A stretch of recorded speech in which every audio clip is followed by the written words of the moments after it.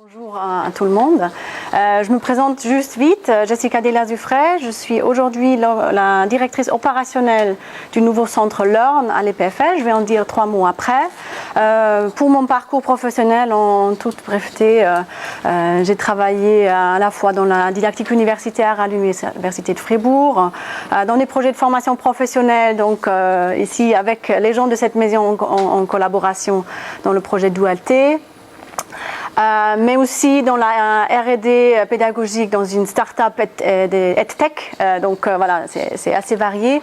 Mais aujourd'hui, donc, je suis revenue à l'EPFL pour m'occuper de ce centre. Donc, le centre Learn, il englobe tout plein d'initiatives qui existaient déjà avant à l'EPFL. On n'a pas commencé maintenant à s'occuper de l'éducation, mais on prend ces acteurs ensemble. Qu'est-ce qu'il y a dans cette interface? Donc, il y a d'une côté les laboratoires, donc des chercheurs comme Pierre Dulimbourg, pour ceux qui connaissent peut-être, un laboratoire sur l'ergonomie éducatif, donc il travaille par exemple sur des systèmes technologiques pour l'apprentissage dans la formation professionnelle, ici un exemple de logisticien, ou un laboratoire de la robotique qui a pour la majorité une axe de travail sur la robotique éducative avec le petit robot Timio que vous avez peut-être déjà vu. Et de l'autre côté, on a, donc ça représente la première mission de l'EPFL, la recherche. La deuxième mission de l'EPFL, c'est l'éducation. Donc on est aussi une école, et dans EPFL veut bien dire ça. Donc on a aussi des gens à l'EPFL, comme ici l'équipe qui produit les MOOC, et qu'on utilise pas mal aussi dans notre enseignement chez nous, mais aussi des consultants, on dirait la didactique universitaire, donc des experts pédagogues qui aident aux enseignants. Donc ces personnes-là font aussi partie de Learn.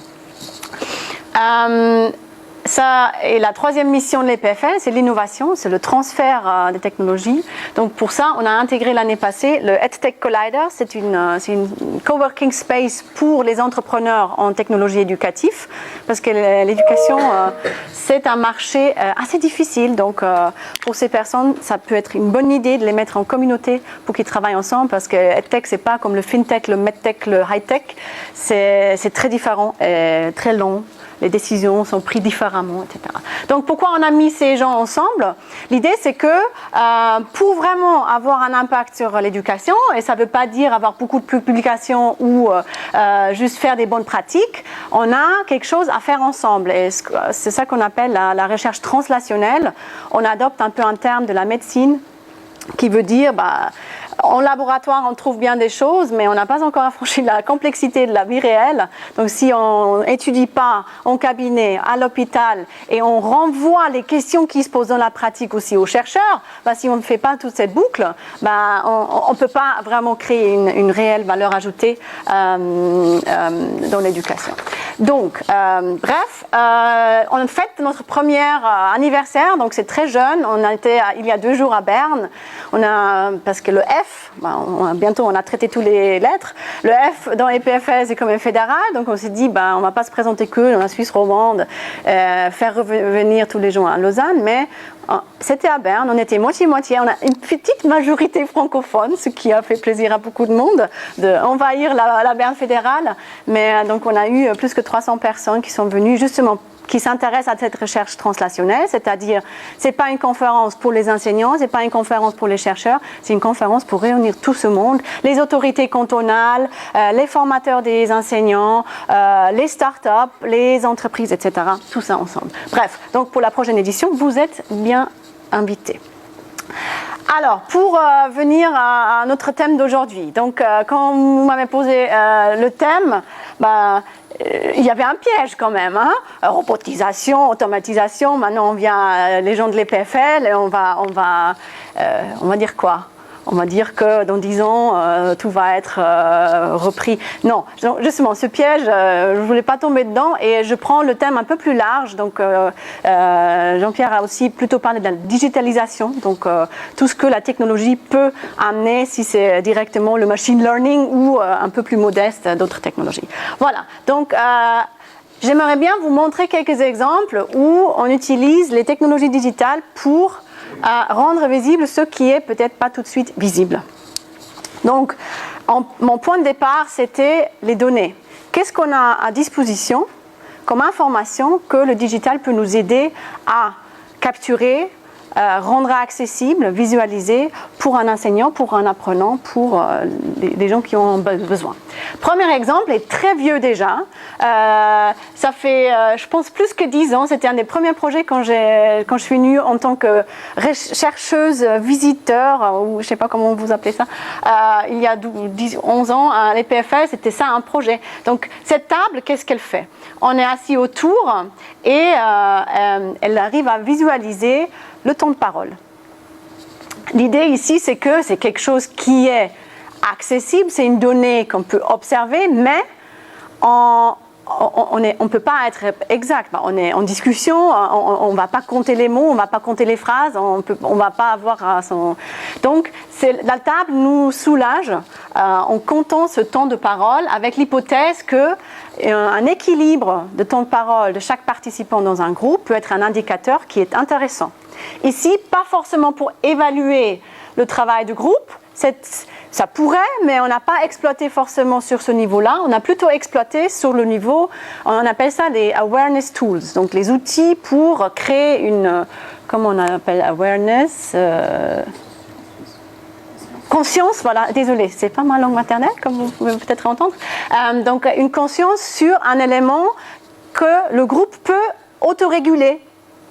Et les recherches ont montré que cette visualisation des temps de parole des différents participants, elle peut avoir un impact pour équilibrer justement le temps de parole entre les participants, mais seulement sous une condition. Et cette condition, c'est que les personnes autour de la table sont convaincues que cet équilibre est quelque chose d'important. Si ils ont l'opinion que c'est pas important parce que moi j'ai les informations les plus importantes ou celui-là il a toujours raison, ça va rien faire. Donc la visualisation, accès aux données a seulement un impact si l'humain y croit que c'est important. Alors, premier exemple, mais depuis, je disais, ça fait longtemps, depuis, il y avait un grand changement. Bien sûr, je parle des MOOC. Donc, EPFL, toujours fier d'avoir été les premiers en Suisse qui sautent sur la vague. Et donc, maintenant, on est là, ça a commencé en 2012, on est là avec une centaine de MOOCs, avec 2,5 millions d'inscrits. On ne va pas maintenant ouvrir la grande discussion sur, oui, bien sûr, tous ces inscrits finissent pas le cours. Non, on a tous compris que la réussite des MOOCs, c'est un autre indicateur. Les MOOCs et les PFL, on ne va pas rentrer en détail parce que c'est comme des MOOCs assez techniques dans les sciences et l'ingénierie. On se retrouve alors sur ces deux plateformes et ce qu'on a créé, c'était le Swiss MOOC Service qui s'adresse aux institutions de formation en Suisse pour créer une plateforme commune, parce que si on est une petite HEP Schwyz, on ne peut pas probablement se permettre à avoir son propre service de MOOCs, mais on peut mutualiser l'hébergement, aussi la promotion, certaines évolutions de la plateforme, on peut les mutualiser. C'est ça qu'on essaie de faire avec le Swiss MOOC Service. Mais revenons au thème. Donc ici, on a donc vu que avec les MOOCs, tout d'un coup, on avait accès à plein de données qu'on n'avait pas avant. On voyait que les gens arrêtent la vidéo, ils sautent un peu en avant parce qu'apparemment ils n'ont pas compris un terme, ils mettent pause, ils mettent l'accélérateur, ils mettent, pour des gens comme moi, ils vont réduire la vitesse de la vidéo parce que madame travaille beaucoup trop vite. Et donc on a vu qu'il y a beaucoup de données que dans un setting face à face, on n'a pas à disposition. Donc on commence aussi à réfléchir, vu que dans le monde de online learning, on a plein de données, quelles sont les données qu'on aurait envie d'avoir en présentiel aussi, pour aussi les mettre en perspective. Donc là, je dis, on a des nouvelles données qui sont disponibles, mais on a aussi des données qui sont beaucoup mieux disponibles en présentiel. Là, par exemple, l'attention des apprenants dans une classe, si je suis devant, j'ai plein d'indicateurs qui peuvent me permettre à aider à identifier ce niveau d'attention. Donc, la fille qui a le regard, le fait qu'elle interagit, on ne parle pas du petit qui, voilà, il semble... Mais justement, il semble. Qu'est-ce que j'en sais? Il écoute peut-être. Donc, je vous invite à me dire, la fille, son niveau d'attention, il est comment? Il est bas parce qu'elle est en train de dessiner la Reine des Neiges sur son papier, ou est-ce qu'il est haut parce qu'en faisant son grabouillage, elle réfléchit à ce que la maîtresse dit? J'en sais rien. Donc, il y a plus d'informations, mais l'interprétation, même dans un setting sans technologie, elle est difficile. Et votre exemple avant avec la voiture, c'est aussi l'interprétation des informations qui, même dans un monde digital, ne devient pas plus simple. Donc ça revient quand même encore à nous à interpréter. Après, il faut aussi une condition pour pouvoir les percevoir. Parce que si je me tourne là, je ne vois pas que vous êtes en train de vous endormir. Donc, mais bon, ça c'est un peu un exemple facile. Mais pour plus sérieusement, il y a un setting, je reviens au MOOCs, où je ne suis pas là, je ne peux pas me tourner. Je suis là, par exemple, je vous présente Martin Oderski, un des meilleurs MOOCers de l'EPFL. Mes collègues diront bien sûr qu'il n'y a que des meilleurs, parce que les mauvais, on les envoie à Zurich, mais c'est mes collègues qui disent, ce n'est pas moi, je ne me permets pas. Donc, Martin Oderski a inventé un langage de programmation Scala qui est qui est beaucoup utilisé en industrie. Donc le MOOC, il a été pris par des centaines de milliers d'étudiants parce que l'industrie demande cette compétence-là.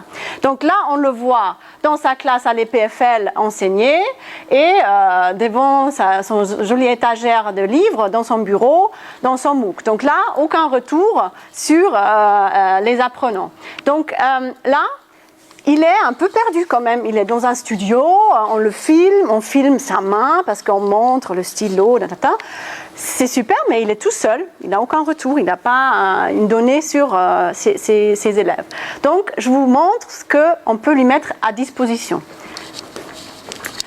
Alors là, je vais juste mettre le son parce qu'il ne parle pas très fort, messieurs.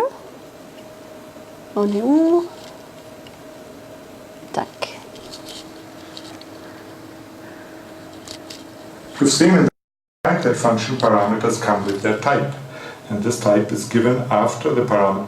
Bon, après, l'écouter ou pas écouter, si on n'est pas informaticien, ça ne nous aide pas grand-chose, mais bien sûr, ce que je vais vous montrer, c'est les petits bulles. Là, on voit donc le regard d'un étudiant qui consomme cette vidéo en préparation de son cours avec un système de eye tracking. Ah, tac. You've seen in the last slide that function parameters come with their type, and this type is given after the parameter name and a colon in Scala. So you would write x colon double y colon int. You can also give the return type of a function that for. Maintenant, on regarde 20 étudiants. In the last slide that function parameters come with their type, and this type is given after the parameter name and a colon in Scala. So you would write x colon double y colon int. You can also give the return type of a function that for. Et maintenant 40, ça devient. You've seen in the last slide that function parameters come with their type, and this type is given after the parameter name and a colon in Scala. So you would write x colon double y colon int. You can also give the return type of a function that follows after the parameter list. The primitive types are written as in Java, but. Alors, si on donne à M. Oderski ce genre de vidéo qui lui montre que des fois il parle de quelque chose et une bonne partie des étudiants regardent à tout un autre endroit, ça peut déjà être un élément d'évaluation de la qualité peut-être de son explication. Il peut revoir sa vidéo, il peut prendre en compte que dans la prochaine vidéo, elle va peut-être plus insister avec son stylo pour vraiment guider l'attention des apprenants. Et Donc ça, c'est l'impact sur la pratique. Et au niveau de la recherche, ce que les collègues ont trouvé, c'est que à gauche, vous trouvez le temps que ça prend à un apprenant de suivre. Oderski parle de paramètres X, le temps de venir avec son œil sur le paramètre X, ça c'est à gauche, et là il n'y a pas de corrélation avec sa performance dans le cours, parce que ça c'est quelque chose de purement perceptif. Mon œil, il suit juste ce qui bouge, quoi.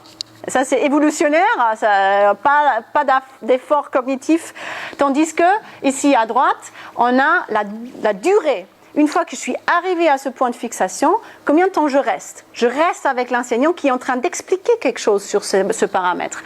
Et là, on voit donc une relation avec la performance de l'étudiant dans ce cours. Donc ici, on rend visible pour aider potentiellement cet enseignant à la régulation de son cours. Un deuxième exemple, et donc voilà, on voulait montrer, on n'a pas qu'un eye tracker, on a mis deux. Il y a 10 ans, je dirais, c'était assez à la mode de faire du dual eye tracking. Donc dans l'idée d'avoir des systèmes d'eye tracking qui sont connectés, donc pour étudier la collaboration entre des apprenants. Donc ici, on a Patrick Herman, aujourd'hui directeur de la MOOC Factory de l'EPFL, et le doctorant en thèse Marc-Antoine Nussli, qui jouent ensemble une activité, ils font une activité de programmation en paire, que je vous montrerai après. Donc ici, ils regardent du code. Ils ont une instruction de qu'est-ce qu'il faut faire. Les deux regardent sur le même écran. Donc, si Patrick bouge et il scrolle, Marc-Antoine, il ne voit plus. Donc, il faut se coordonner. Et la tâche, c'est de comprendre qu'est-ce que fait ce jeu. L'instruction, c'est que c'est un jeu. Décrivez-nous les règles de ce jeu. C'est une sorte de tic-tac-toe pour faire la traduction du code tout de suite.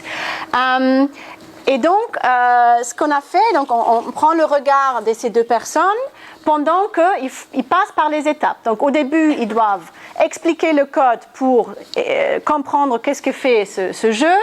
Après, ils doivent trouver des bugs, des problèmes. Ils doivent donc lier un élément du code avec un output qui est pas optimal.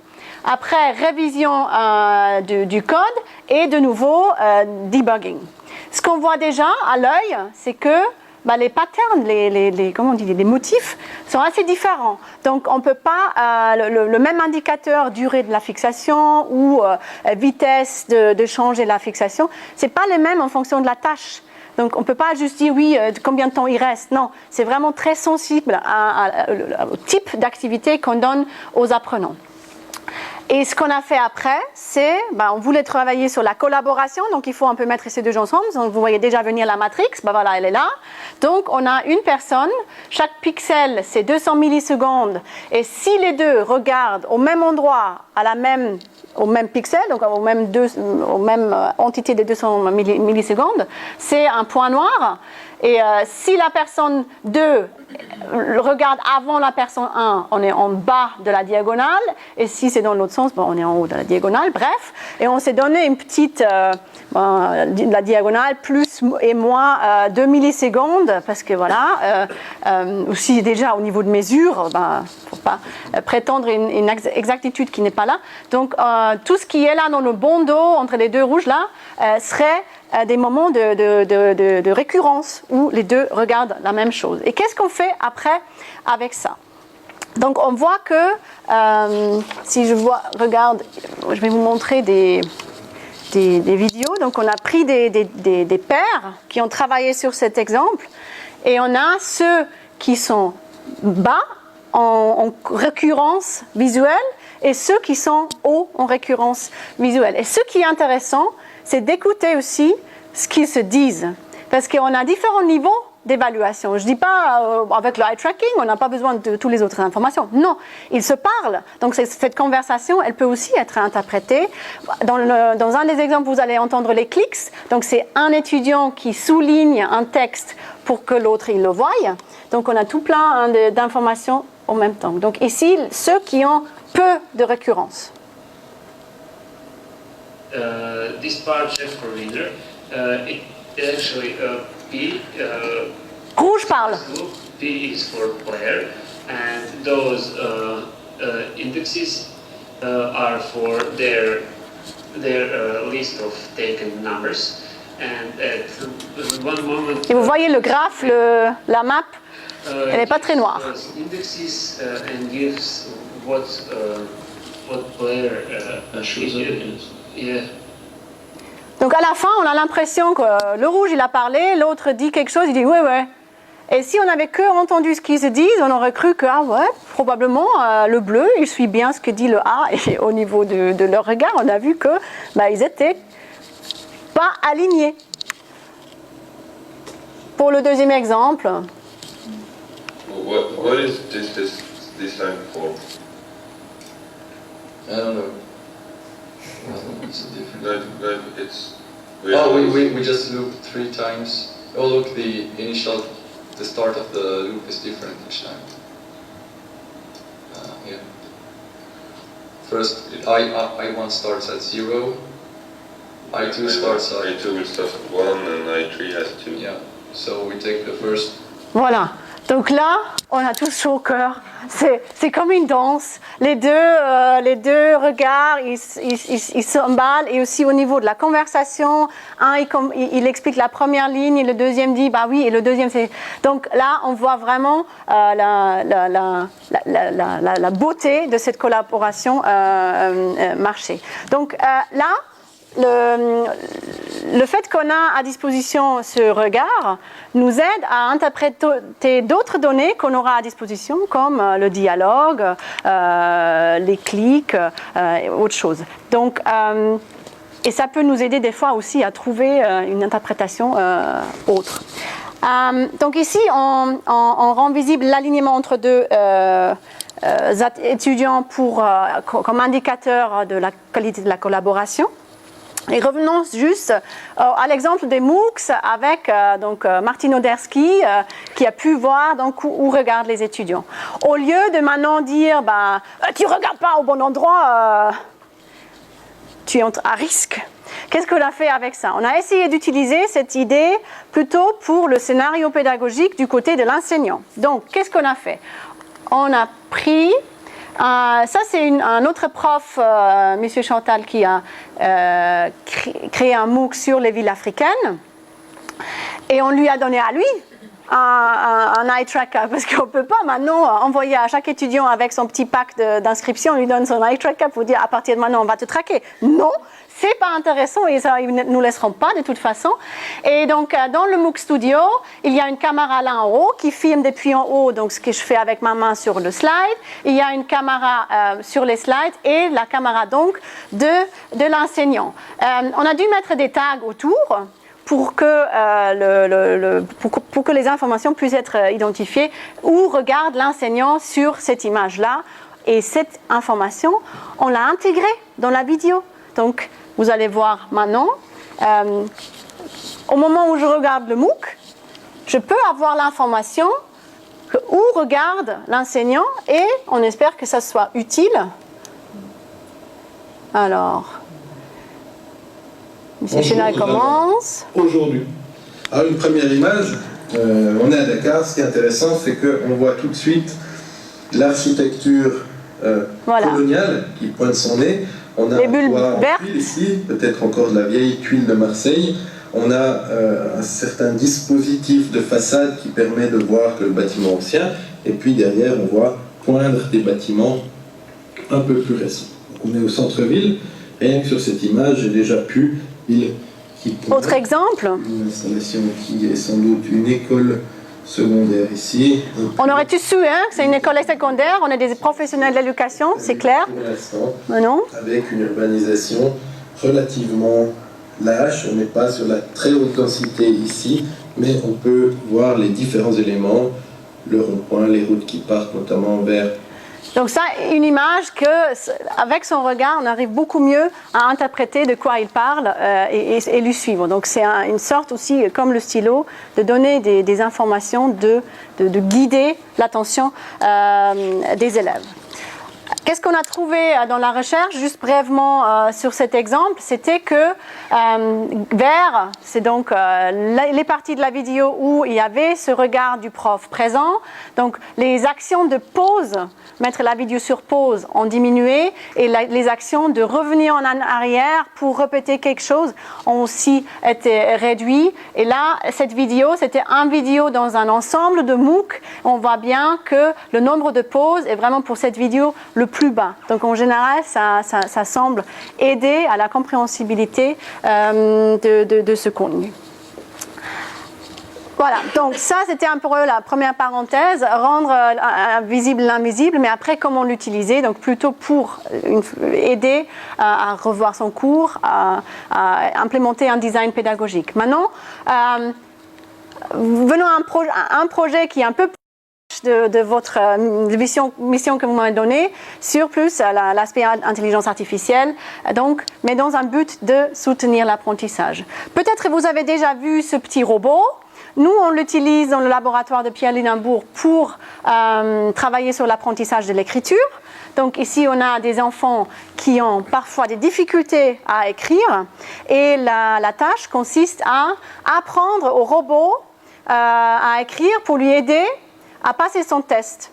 Donc on est dans un modèle de peer teaching, de l'effet protégé, ou comment vous l'appelez.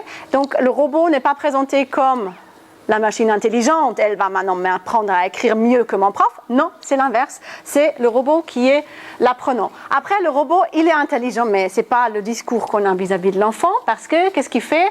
Il va analyser les différentes manières qu'on peut écrire, par exemple, une lettre, et identifier quelle est la problématique de cet élève. Donc le robot, ici, il va, en fonction de quel enfant est en train de travailler avec lui, il va imiter les problèmes de cet élève. Parce que le but, c'est quand même lui faire progresser par rapport à son propre problème. S'il est très bien avec le A, ben on le laisse tranquille avec le A.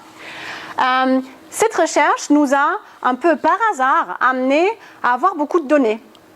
Et ça, c'est quelque chose de très important.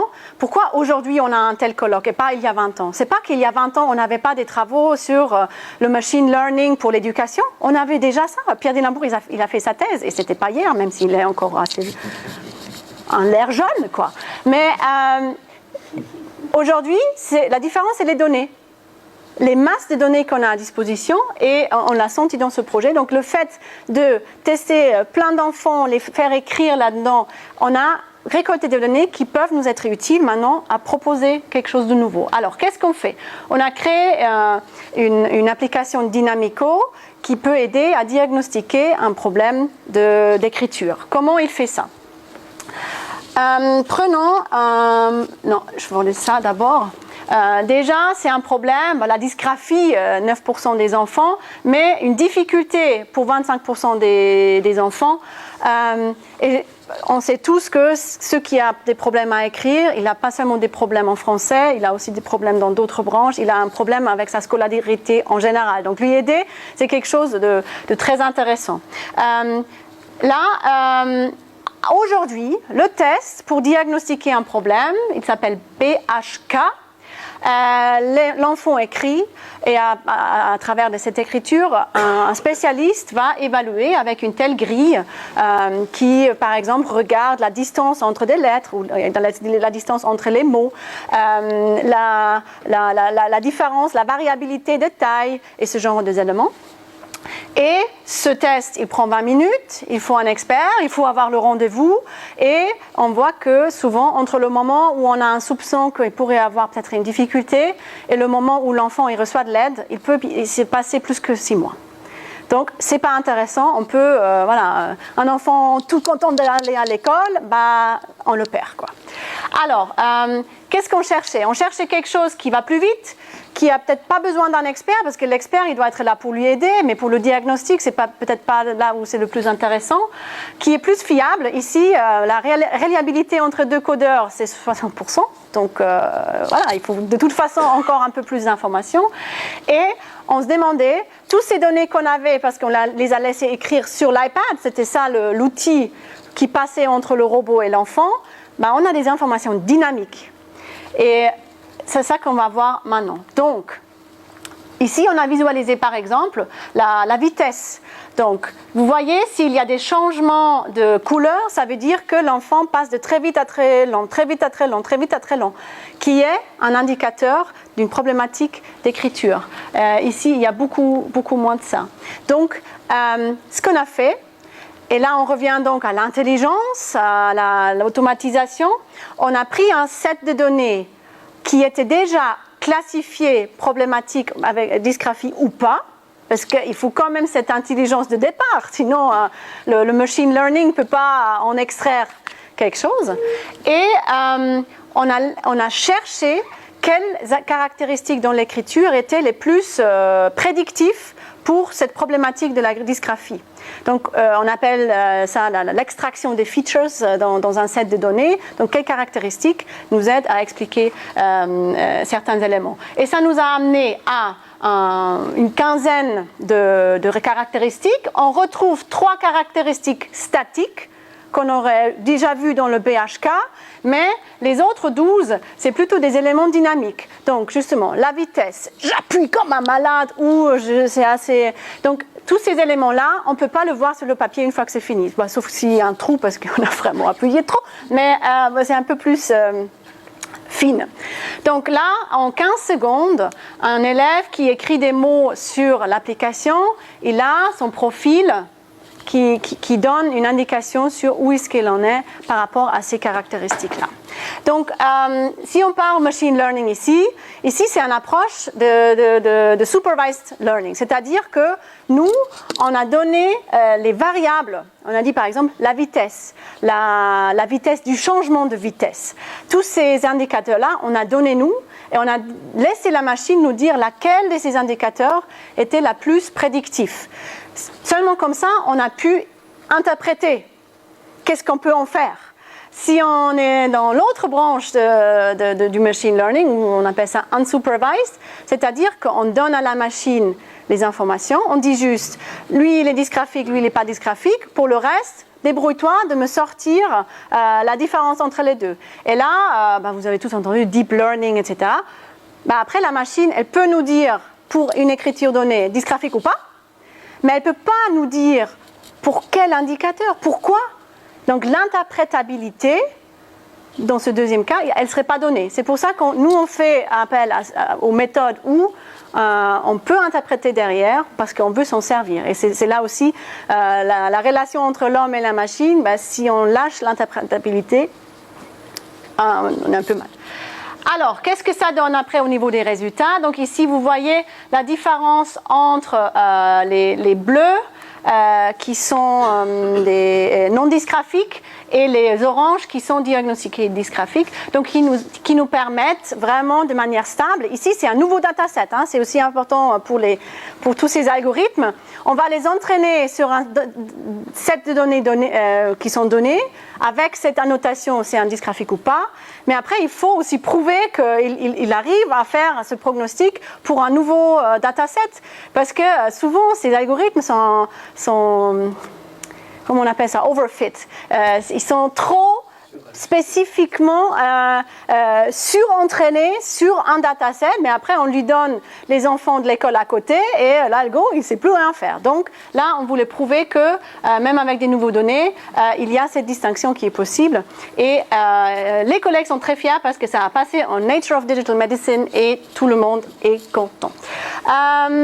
Oui, c'est pas évident en éducation, voilà. Donc, qu'est-ce qu'on fait avec ça maintenant? On essaye de passer du diagnostic à l'application pour les enfants. Donc, on leur propose un jeu où ils peuvent après travailler justement les caractéristiques qui, dans leur profil, étaient problématiques.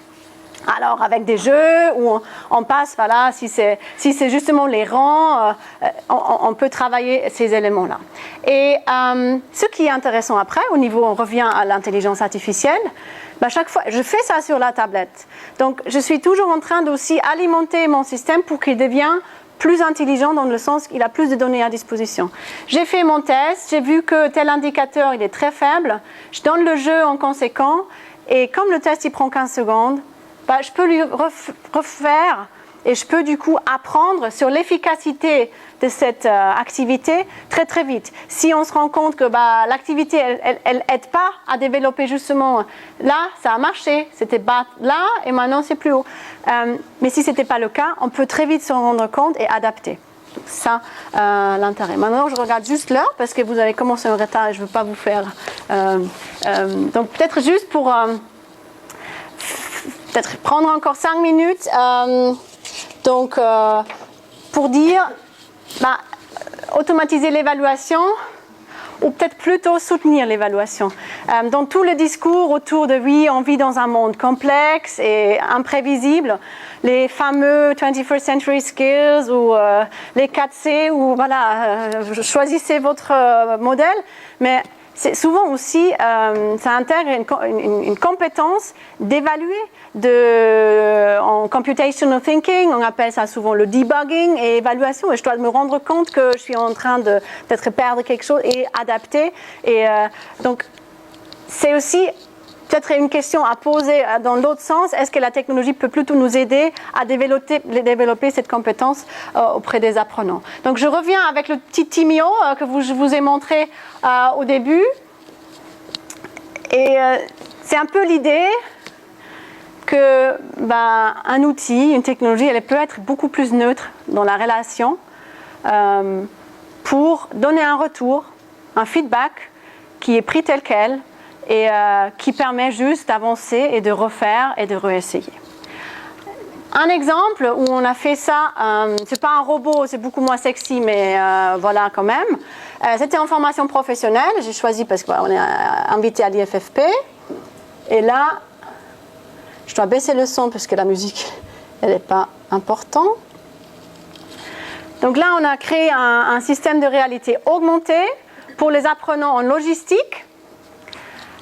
Qu'est-ce qu'ils font? Donc, il y a une lampe qui projette sur la table en physique.